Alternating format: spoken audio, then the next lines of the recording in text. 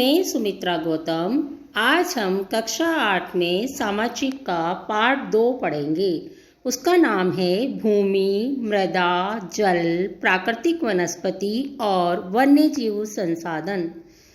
Tanzania जो Africa में है, तंजानिया अफ्रीका के एक छोटे गांव का नाम क्या था? तंजानिया। वहाँ पर माम्बा पानी लाने के लिए प्रातः शीघ्र उठती है। उसे बहुत दूर जाना पड़ता है और वो कुछ घंटों के बाद लौटती है। पहले क्या होता था बच्चों, घर पे नल नहीं होते थे तो पानी लेने के लिए कहाँ जाना पड़ता था? बाहर जाना पड़ता था और बहुत दूर तक जाना पड़ता था। तो सुबह जल्दी उठ करके सब पानी भरने जाया करते थे। इसी तरह से माम्बा भी पानी लाने के लिए प्रातः शीघ्र उठती है, जल्दी से उठ जाती है और उसे बहुत दूर जाना पड़ता है। वो कुछ घंटों के बाद लौटती है। इसके उपरांत वह घर के कार्यों में अपनी माँ का हाथ बटाती है। उसकी मम्मी जो काम करती थी, उसकी माताजी, तो उनके कार्यों में भी वो मदद किया करती थी और अपने भाइयों की बकरियों की देखभाल में भी मदद करती है। उसके पूरे परिवार के पास उनकी छोटी झोपड़ी के चारों ओर चट्टानी भूमि का एक भाग है। एक भूमि है, उसमें क्या है? चट्टान है। माम्बा के पिता कठिन परिश्रम के बाद मात्र कुछ मक्का और सेम ही उगा सकते हैं। फिर भी यह उनके परिवार के साल भर के खाने के लिए पर्याप्त नहीं है। बेचारे वो चट्टानी खेती थी, चट्टान था, तो उसमें खेती बाड़ी भी सही तरीके से नहीं होती थी। उनके पिता करते थे तो कुछ मक्का उगा लेते थे, कुछ सेम उगा लेते थे, वो भी उनके साल भर में कम पड़ती थी। पीटर न्यूजीलैंड के भेड़ पालन प्रदेश के मध्यवर्ती भाग में रहता है। यहाँ उसका परिवार ऊन प्रक्रमण करने का कारखाना चलाता है।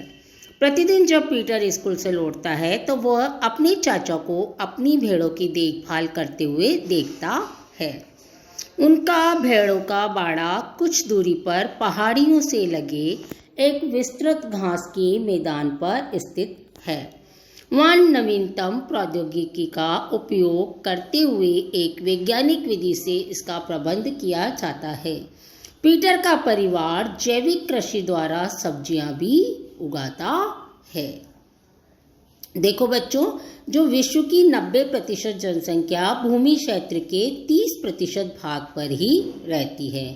विश्व में जो 90% जनसंख्या है ना, वो भूमि के कितने प्रतिशत भाग में रहती है? 30%। शेष 70% भूमि पर या तो विरल जनसंख्या है या वह निर्जन है।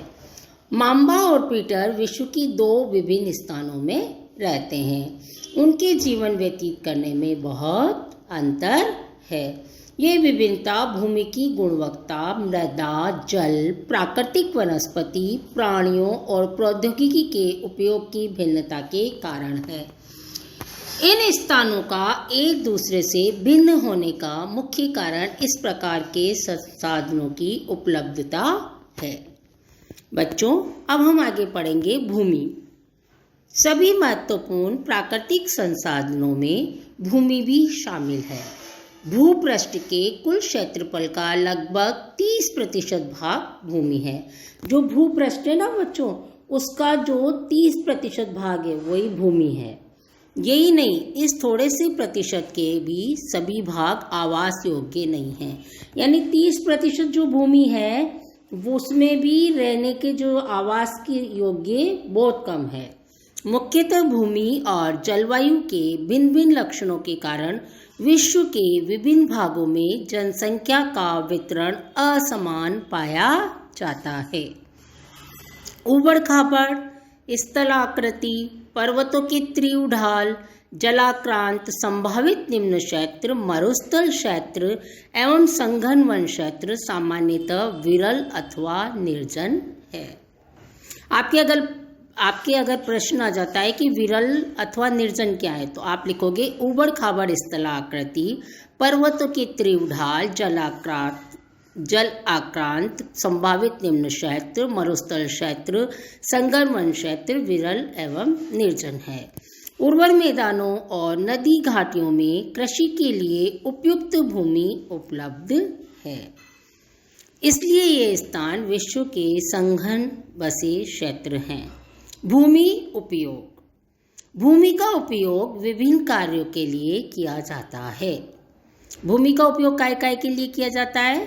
जैसे कृषि, वानिकी, खनन, सड़कों, उद्योगों की स्थापना। साधारणतः इसे भूमि उपयोग कहते हैं। क्या आप माम्बा और पीटर के परिवारों के भूमि उपयोग के विभिन्न तरीकों की सूची बना सकते हैं?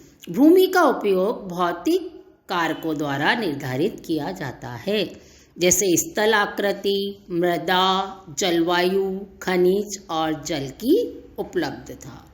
मानवीय कारक जैसे जनसंख्या और प्रौद्योगिकी भी भूमि उपयोग प्रतिरूप के महत्वपूर्ण निर्धारक है।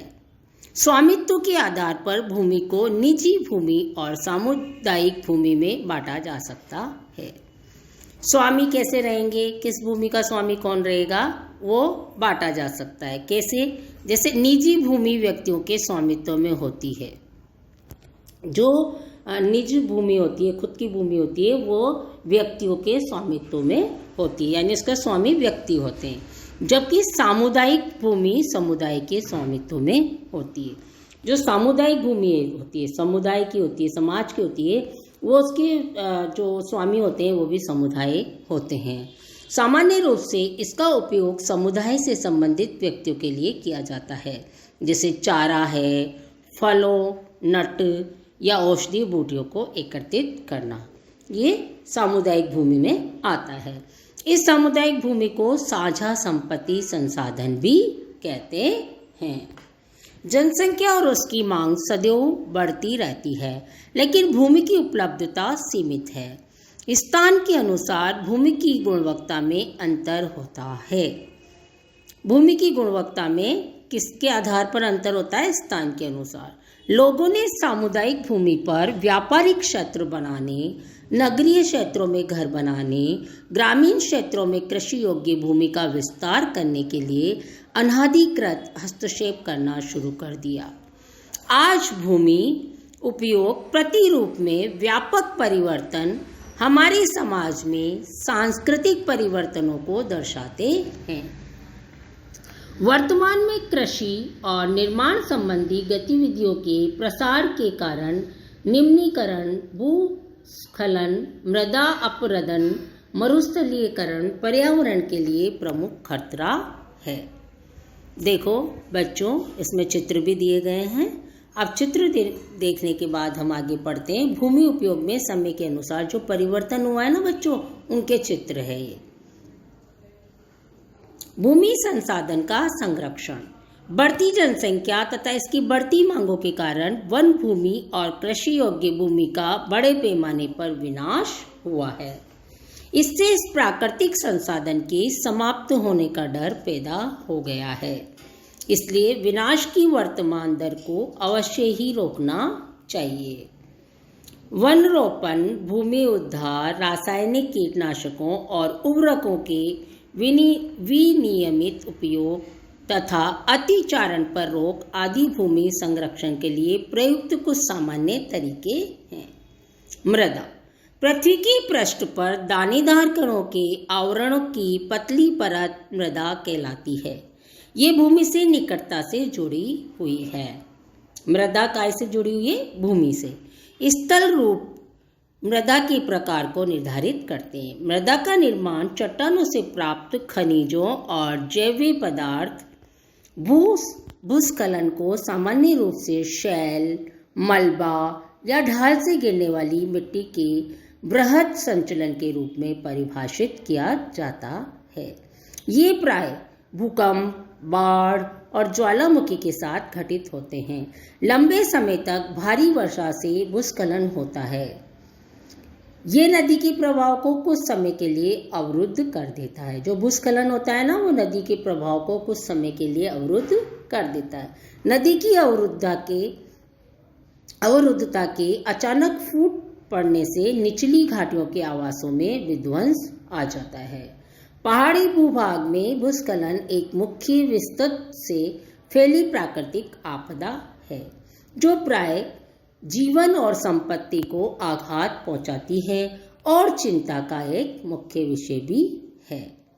तो बच्चों, आज हमने जो पढ़ा उन्हें आपको दोबारा पढ़ना है और दोबारा पढ़ करके अच्छी तरह से समझना है। इसके अगला भाग में अगली बार पढ़ाऊंगी। धन्यवाद बच्चों।